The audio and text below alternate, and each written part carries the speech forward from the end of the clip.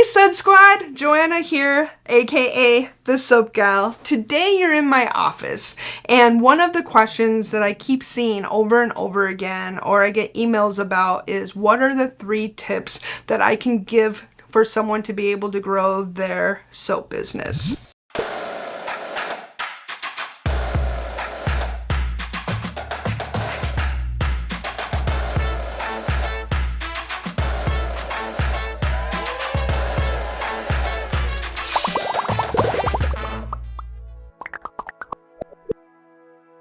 I've done a lot of thinking about this, and so here are those 3 tips. Tip number 1 is forecasting. Forecasting in a business is being able to be prepared, to know what you need to make, knowing what you need to do. For an example, if you are making the same amount of soap every single time of every single scent, but then you're constantly running out of a certain scent like black raspberry vanilla, you never have enough black raspberry vanilla.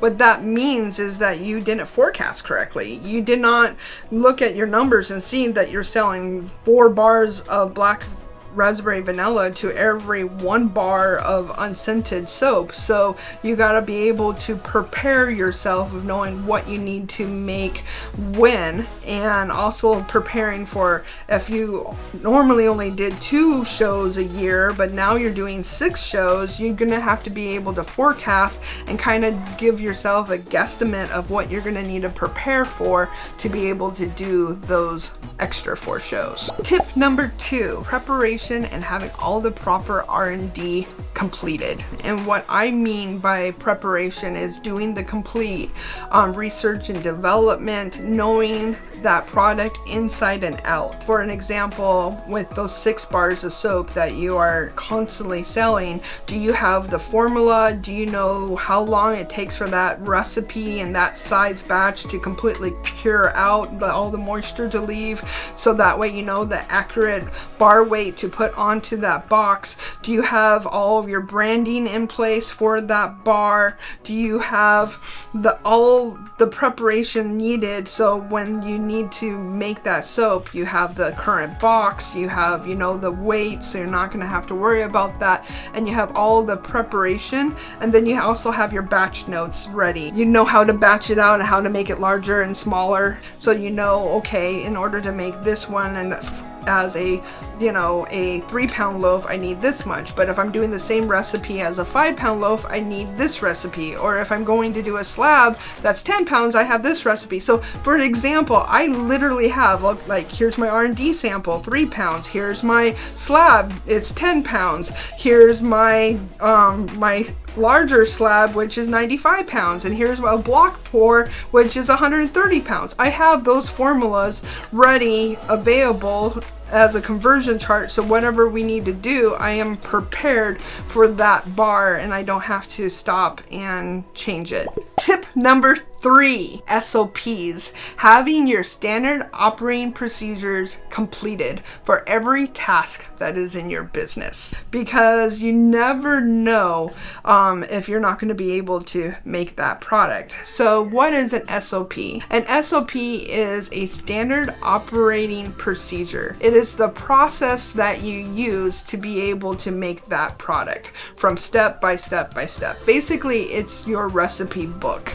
It's telling yourself, I need to batch out this much of this according to this formula. I need to use this container and this spatula and this mold, literally breaking down every single step of what you do in order to get the outcome that you want. And the other powerful part of an SOP is allowing you to be able to delegate the work, so you can go out there and find more business, because you're able to now have employees because you have SOPs in place. These processes is what I learned when we were getting good manufacturing in place. It is so important. My personal opinion is it doesn't matter how small you are, you should always be living by those principles. By forecasting, by having the proper R&D completely for every single bar, to have those notes in place, and having the SOP, that is power.